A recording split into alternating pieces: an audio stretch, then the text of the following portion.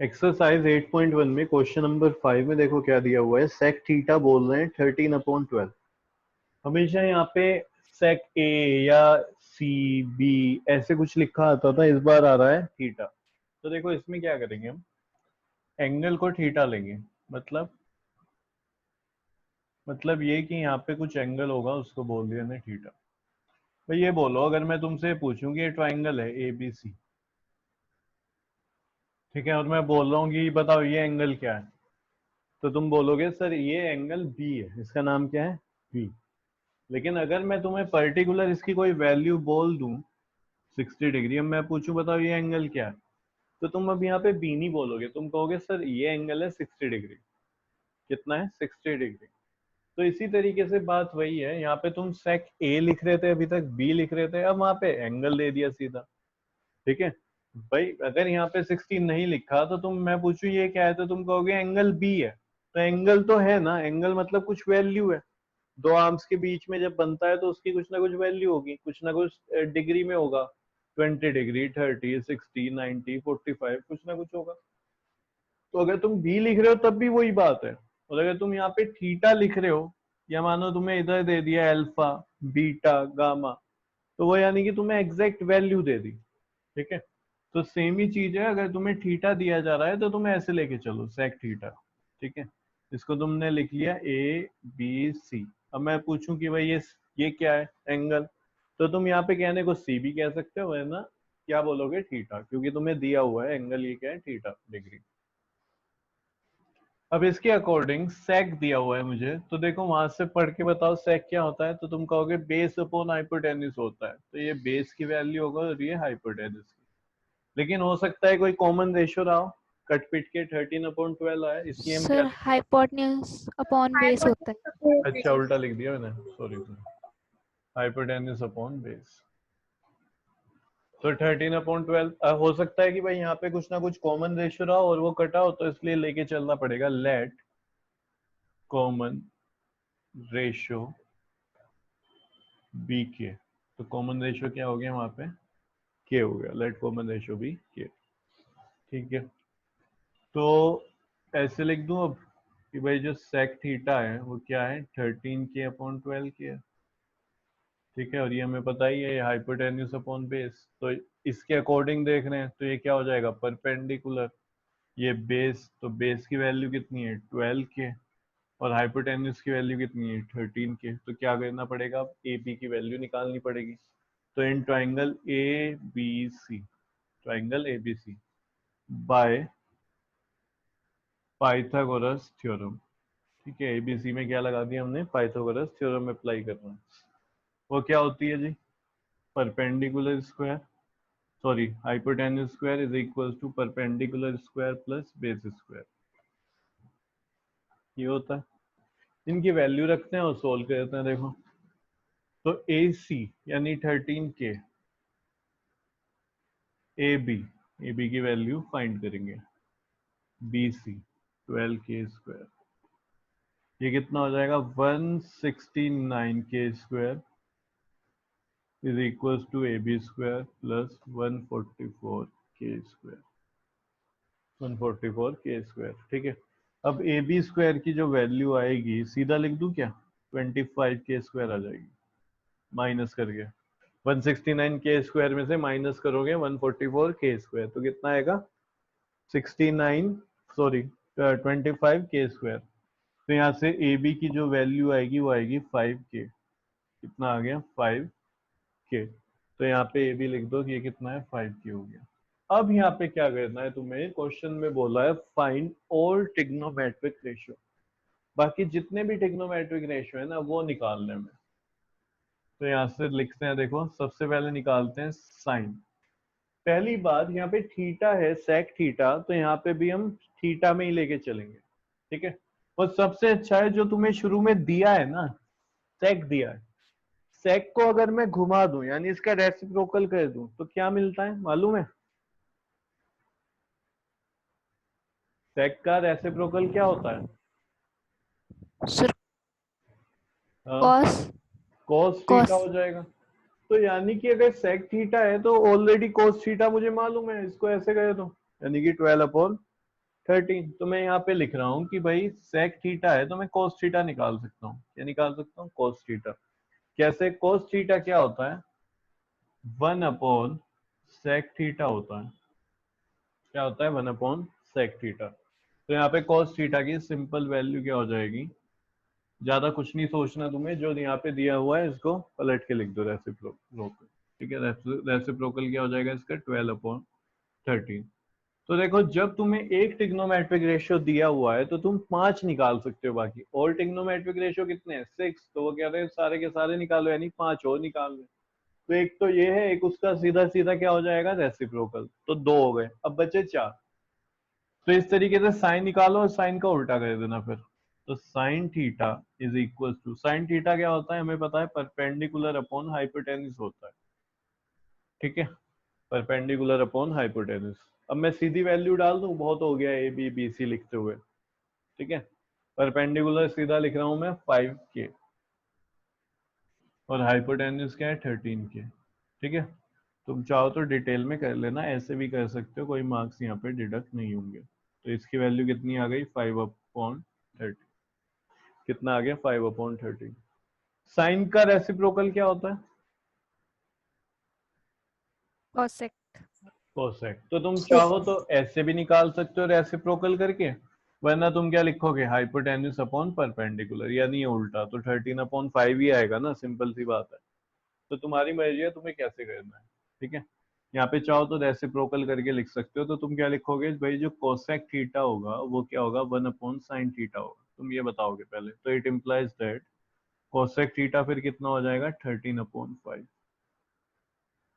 13/5 ऐसे लिख लो। उसके बाद कौन कौन बचा है जल्दी बताओ।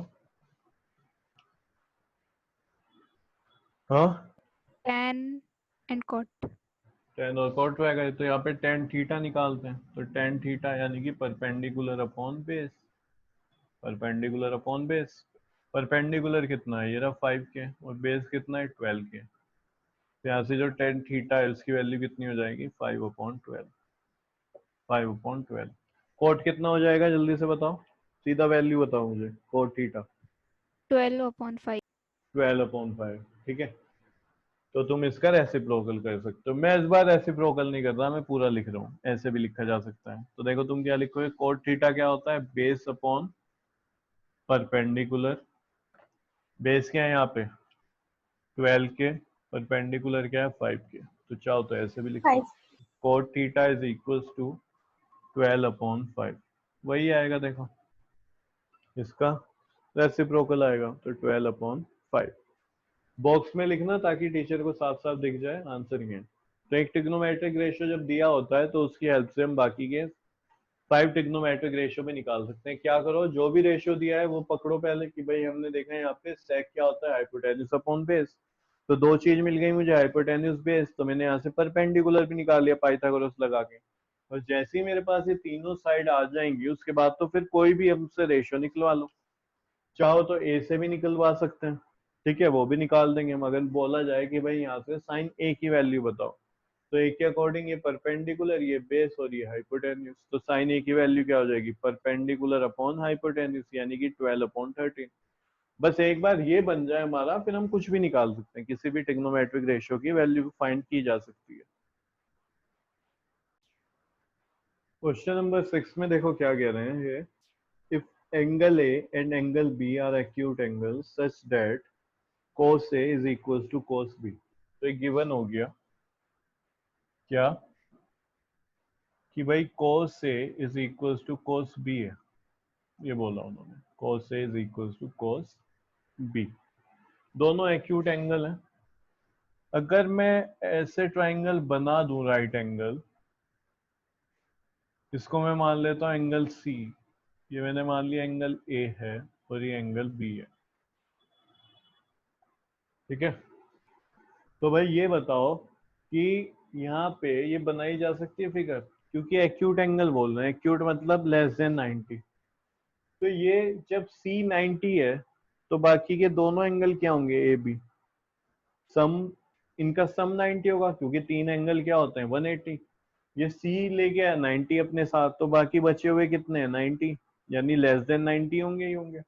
ये अगर एंगल 5 डिग्री भी है तो फिर ये कितना होगा, 90 से कम है, देखो 85 होगा। ये 10 है तो फिर ये 80 है, ये 20 है तो ये 70 है। तो दोनों एक्यूट एंगल हैं, ऐसे मैं ट्राइंगल इनमें बना सकता हूँ, इजी है। ठीक है, दूसरा क्या कह रहे हैं, वो ये कह रहे हैं टू शो, ठीक है, टू प्रूव, वो ये कह रहे हैं कि हमें ये दिखाना है angle A is equal to angle B के इक्वल है, दोनों एंगल की वैल्यू सेम है, ये फाइंड करना है। तो देखते हैं कैसे होगा, देखो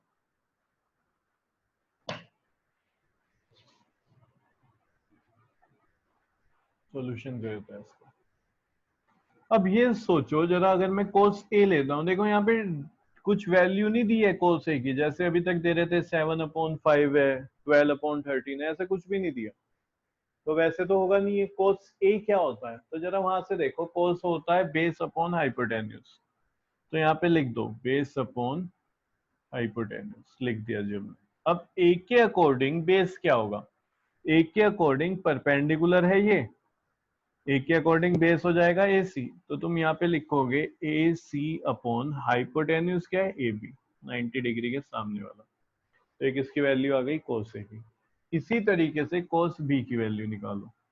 कोस बी भी क्या होगा, यही है, कोस है तो बेस अपॉन हाइपोटेन्यूज होगा, लेकिन बेस और हाइपोटेन्यूज अब बी के अकॉर्डिंग देखा जाएगा, हाइपोटेन्यूज तो चेंज नहीं होता, हाइपोटेन्यूज तो यहाँ पे भी क्या रहेगा, ए बी। लेकिन बी के अकॉर्डिंग देखो तो ये है परपेंडिकुलर ए सी और बेस हो जाएगा बी सी, तो ये लिख दिया हमने बी सी। तो कोस ए और कोस बी की वैल्यू जैसे हम निकाल सकते थे, जितनी इंफॉर्मेशन थी हमने निकाल दी। ठीक है, अब क्या दिया हुआ है यहाँ पे, नाउ लिखते हैं cos A is equal to cos B। क्यों लिख रहा हूं मैं ये, क्योंकि भाई ये बात तो गिवन है कि cos A और cos B इक्वल है। तो cos A की वैल्यू क्या थी, बस यही है मेरे पास, AC upon AB। cos B की वैल्यू क्या है, BC upon AB। It implies that AC is equal to BC। ये बात बताओ समझ में आएगी नहीं, Yes, sir. आ गई। Yes, sir. अगर इनका दोनों का डिनोमिनेटर सेम है तो न्यूमरेटर भी सेम होगा। या तुम ऐसे सोचो कि भाई ये ए बी डिवाइड है, या इधर आएगा तो मल्टीप्लाई, तो ए बी से ए बी कैंसिल हो गए, क्या बचा, A C upon A C is equal to B C. तो हमने लिख दिया A C is equal to B C. अब जरा यहाँ पे बात करते हैं, इन ट्राइंगल ए बी सी, एक ट्राइंगल है ए बी सी, ठीक है, A C is equal to B C है, ये हमने अभी प्रूव किया, A C is equal to B C है। तो ये बताओ, ठीक है, अगर ये मेरे पास है तो मैं लिख सकता हूँ कि भाई angles opposite to equal sides are equal. ये बात बताओ, लिखा जा सकता है angles opposite to equal sides are equal. तो इक्वल साइड Yes, कौन sir. कौन सी है, ए सी और ये बी सी, ये दो इक्वल साइड है। तो इन इक्वल साइड के अपोजिट एंगल कौन कौन से आ रहे हैं, बी और एंगल ए। तो यहाँ पे लिखा जा सकता है therefore angle A is equal to angle B.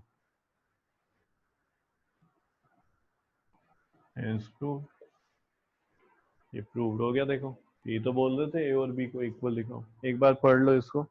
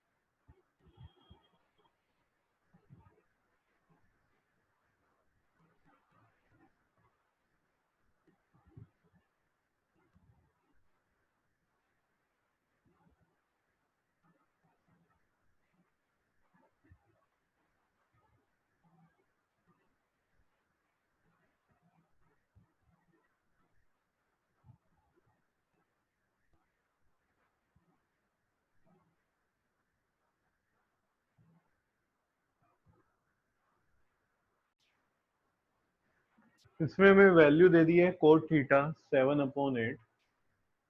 Triangle बना लेते हैं, सॉल्यूशन यहाँ से स्टार्ट कर रहा हूं मैं।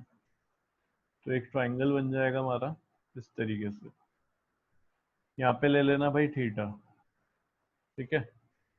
ये ऐसे लिख लेते हैं ए बी सी, बी पे 90 डिग्री तो ये हाइपोटेन्यूज, ये फिर हो गया फिक्स हो गया ना अब तो, क्योंकि हम सब कुछ थीटा पे ही निकाल रहे हैं। यहाँ देखो सब कुछ थीटा पे ही दिया हुआ है, तो थीटा के सामने जो होगा वो परपेंडिकुलर होगा, 90 के सामने हाइपोटेन्यूज होगा और ये बचा हुआ बेस हो जाएगा। फिर कॉमन रेशियो लेते हैं, लेट कॉमन रेशियो बी के, तो कॉमन रेशियो क्या हो गया, के हो गया। अच्छा बात है कोट की, तो कोट तुम्हें पता है क्या होता है, बेस अपॉन परपेंडिकुलर। तो यहाँ पे बेस जो है उसकी वैल्यू हो जाएगी 7 के और परपेंडिकुलर की हो जाएगी जी 8 के, ठीक है। फिर लगाते हैं in triangle A B C, in triangle A B C by Pythagoras theorem. तो यहाँ पे हो जाएगा A C square is equals to A B square plus B C square. इसकी वैल्यू नहीं फाइंड करनी है हमें ए सी स्क्वायर की, तो ए बी स्क्वायर की कितनी वैल्यू होगी, डायरेक्ट लिख दूं 64 के स्क्वायर हो जाएगी। जानबूझ के एक लाइन छोड़ दी है, तुम लिख लेना एग्जाम में, ठीक है। ये 49 के स्क्वायर हो जाएगा। तो ए सी स्क्वायर आ जाएगा, देखो ऐड कर देते हैं इसको, तो ये कितना आ रहा है 113 के स्क्वायर। तो ए सी की वैल्यू कितनी होगी 113 अंडर रूट में के, अंडर रूट 113 के हाइपोटेन्यूज। तो ये बन गया हाइपोटेन्यूज। अब क्या करो, अब क्वेश्चन में तुम्हें ये देखना है कि हमें किस किस की वैल्यू चाहिए। तो तुम कहोगे कि भाई हमें यहाँ पे साइन की, कोस की और कोट थीटा की वैल्यू चाहिए, तो इन तीनों की वैल्यू निकाल के रख लेते हैं, सही है। चाहो तो कोट की सेकंड वाले पार्ट में जब सोल्व करेंगे तभी निकाल लो। सबसे पहले क्या करो फर्स्ट पार्ट के लिए, ठीक है, यहाँ पे वैल्यू निकाल लो, क्योंकि साइन थीटा यूज हो रहा है, इधर भी साइन थीटा, फिर कोस थीटा, तो दो वैल्यू चाहिए, एक तो साइन थीटा की। तो देखो साइन थीटा क्या होगा, तो तुम कहोगे कि साइन थीटा होता है परपेंडिकुलर अपॉन हाइपोटेन्यूज, तो परपेंडिकुलर अपॉन हाइपोटेन्यूज। तो इसके अकॉर्डिंग परपेंडिकुलर कितना है 8 के, हाइपोटेन्यूज कितना है, यहाँ पे लिख दो चाहिए 8 के अंडर रूट 113 के। तो के से के कैंसिल हो गया, 8 अपॉन अंडर रूट 113। ये वैल्यू किसकी आ गई, साइन थीटा की। फिर ऐसे ही कोस थीटा की निकालते हैं। कोस थीटा क्या होगा, कोस थीटा देखो ये रहा base upon hypotenuse, base upon hypotenuse. यहाँ पे बेस कितना है 7 के और ये कितना है अंडर रूट 113 के, तो 7 के अपॉन, तो cos थीटा की वैल्यू कितनी आएगी 7 अपॉन 113 अंडर रूट में, ये आ जाएगा। सही हो गया। अब क्या करेंगे देखो, इसकी वैल्यू फाइंड करेंगे। कैसे, यहाँ पे 1 प्लस साइन थीटा की जगह क्या रखोगे 8 अपॉन अंडर रूट 113, फिर मल्टीप्लाई 1 माइनस, सॉरी हाँ यही है ना साइन है, 1 माइनस 8 अपॉन 1 अंडर रूट 113, ऐसे लिखते जाओगे, जो वैल्यू है यहाँ पे 7 अपॉन 113, इस तरीके से करोगे। तो देखो जो फर्स्ट में हमें दिया हुआ है, ठीक है, इसको हटा रहा हूँ मैं, ये दिया हुआ है, ठीक है। अब ये लिख लिया हमने कि भाई हमें ये दिया हुआ है, ये हमने लिख लिया। क्या इसको मैं ऐसे लिख सकता हूँ, देखो ध्यान देना, a plus B, A minus B का फॉर्मूला बन रहा है यहाँ पे, a plus B, A minus B, जो कि क्या होता है A square minus B square, यानी 1 माइनस साइन स्क्वायर थीटा। यहाँ पे देखो ऐसे लिखा जाता है, ठीक है, क्या लिखा जाता है साइन स्क्वायर थीटा, इस तरीके से जैसे हम लिख रहे होते थे ना वहां पे कि भाई a प्लस बी और यहाँ पे a माइनस बी क्या होता है A square minus B square. तो यहाँ पे टेक्नोमेट्रिक रेशियो में स्क्वायर को हम देखो दो तरीके से दिखा सकते हैं, एक तो ऐसे साइन स्क्वायर थीटा या फिर साइन थीटा होल स्क्वायर। ये दोनों का मतलब वही है, जो साइन थीटा है उसकी वैल्यू का स्क्वायर करना। हाँ अगर तुम ये लिख दोगे तो ये गलत हो गया, इसका मतलब कुछ और है, ठीक है। तो ये नहीं लिखना है, इसका मतलब है साइन थीटा का स्क्वायर, तुम ये लिखना चाह रहे हो एंगल का स्क्वायर, जबकि हम क्या कह रहे हैं साइन थीटा का स्क्वायर, पूरी वैल्यू का स्क्वायर। तो या तो ऐसे लिखा जाता है साइन स्क्वायर थीटा या फिर साइन थीटा होल स्क्वायर, समझ गए। तो यहाँ पे हम क्या करेंगे, हमने एक तरीके से ये हमने आइडेंटिटी लगा दी है, इसको तुम कहीं पे साइड में लिख लेना ताकि तुम्हें बाद में याद रहे कि इसको हमने अप्लाई किया। यहाँ पे लिख लेना इसको, ठीक है, इसके साइड में। फिर ये a plus B A minus B, तो ये क्या हो जाएगा ए स्क्वायर। तो यहाँ पे ए स्क्वायर मतलब 1 का स्क्वायर, और बी स्क्वायर मतलब माइनस बी स्क्वायर, बी की जगह क्या है यहाँ पे कोस, तो हो जाएगा कोस स्क्वायर थीटा। तो 1 का स्क्वायर तो देखो 1 ही होता है। साइन स्क्वायर थीटा क्या है, तो तुम लिखोगे 8 अपॉन अंडर रूट 113 का स्क्वायर। यही तो मतलब हुआ, साइन की वैल्यू है तो इसका स्क्वायर करना है। फिर नीचे 1 का स्क्वायर क्या होगा, 1 माइनस कोस स्क्वायर थीटा, तो कोस की वैल्यू है 7 अपॉन अंडर रूट 113, तो इसका भी क्या होना है जी, स्क्वायर होना है, ठीक है। तो ये कितना हो जाएगा, इधर लिख रहा हूं मैं, वैल्यू किसकी निकाल रहे हैं, हम इसकी वैल्यू निकाल रहे हैं। तो ये हो गया 1 माइनस 64 अपॉन 113, ठीक है। ये हो जाएगा 1 माइनस 7 अपॉन 113।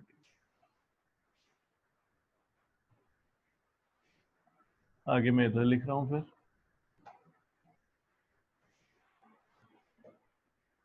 अब ये बताओ इसका 1 का मतलब क्या है, इसका मतलब है देखो 1 अपॉन 1, चाहो तो ऐसे लिख लो, इसका मतलब है जी 1 अपॉन 1, और यहाँ क्या चल रहा है माइनस 64 अपॉन 130, यही मतलब हुआ। तो 1 और 1 अपॉन 13, सॉरी 1 और 113 का एलसीएम क्या आएगा, जल्दी से बताओ। 113. 113, तो इसका एलसीएम लिख दो सीधा यहाँ पे कि भाई दोनों का जो एलसीएम आ गया वो 113 आ गया।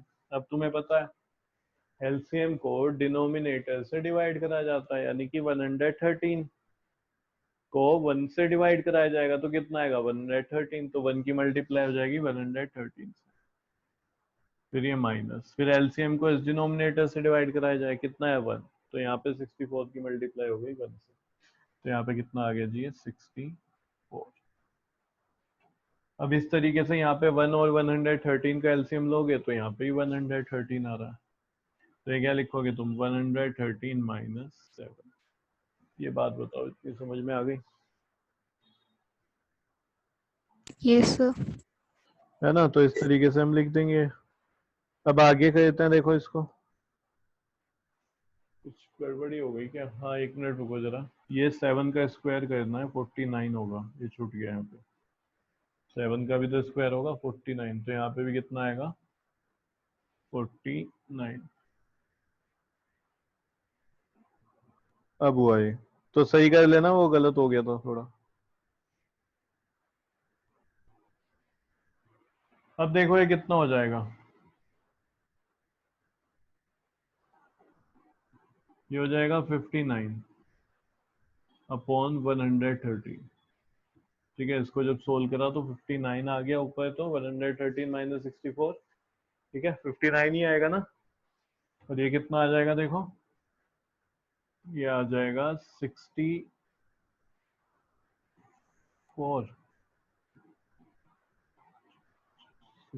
अपॉन 130।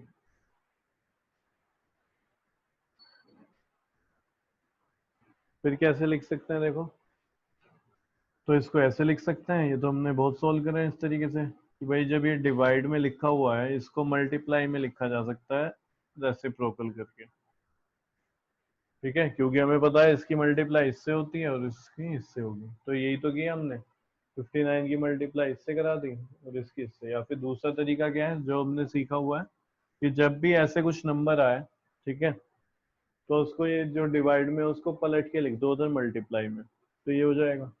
तो इसको कैंसिल कर देंगे और कितना आ गया आंसर हमारा 59 अपॉन 64, ये फर्स्ट वाले पार्ट का आंसर आ गया इसका, ठीक है। इसको जब सोल्व किया वैल्यू आई 59 अपॉन 64। ये मैंने आंसर लिखा हुआ है, अगर स्क्रीन पे Sir, 49 आएगा. कहाँ पे 49 आएगा, 49. गलत हो गया, अच्छा देख लो जो भी आएगा। 49 लिख दो यहाँ पे, और ये 49 49। अब ठीक है, 49 ही आएगा। 6 इधर से आगे So 70 113 minus 40, हाँ 49 आएगा।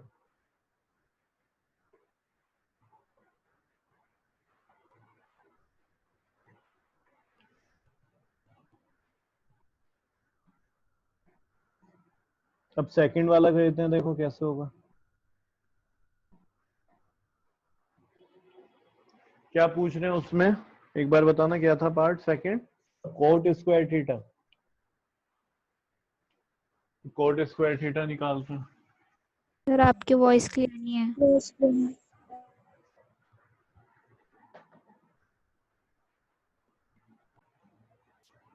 सेकंड पार्ट में उन्होंने बोला है कि भाई इसकी वैल्यू निकालो कोट स्क्वायर थीटा की।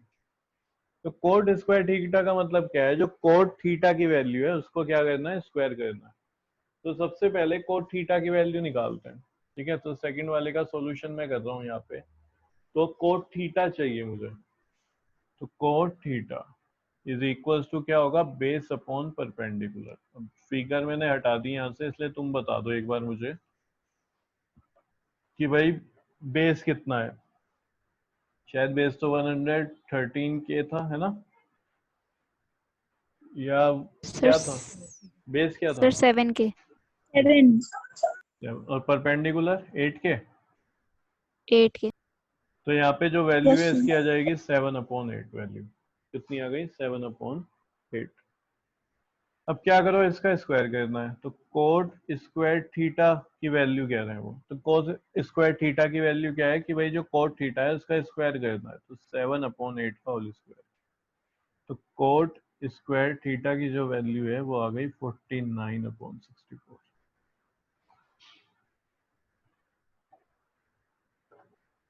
49/64।